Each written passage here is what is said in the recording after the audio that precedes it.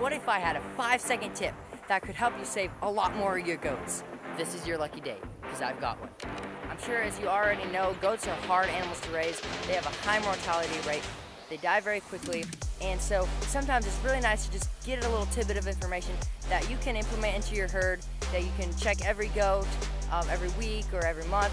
You know, you just kind of keep track of your goat's health. That will really help you to head off worm infestations.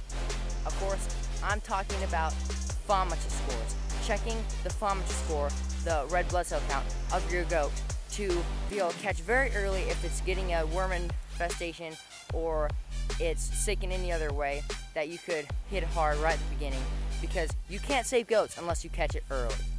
Goat's FAMACHA score is just the pigmentation of their inner eyelid when you pull their eyelid down.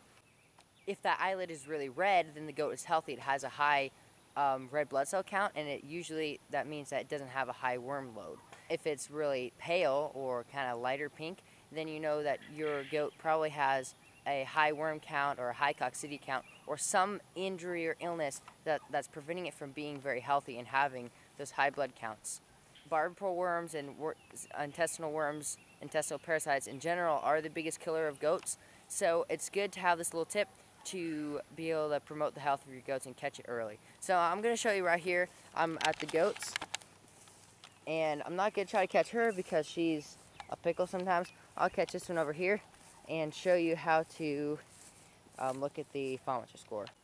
This chart right here is a great little picture of the different levels of anemia in goats that you're going to detect through FAMACHA score. So use this whenever you're trying to do it, to be able to determine whether your goat is anemic or not, or whether it does have high blood counts. Alright, so all you're going to do is you're going to secure your goat. You're going to grab with your right thumb under their eyelid, and with your left thumb you're going to kind of push down on their eyeball just gently with the top eyelid. Just kind of depress it just a little bit. Pull down this bottom. If you zoom in there, you see she has a really dark membrane there, really dark red. That's what you're looking for. That means she's nice and healthy. She doesn't have a worm load. I'll show you another goat that might have a little bit more pale, just so you can see the difference. So this is another goat who I just dewormed a little while ago because she had some worms. So I'll check her now for you. Come on, girl. Please. See how it's more pale? So it's more pale. She has a bigger worm load.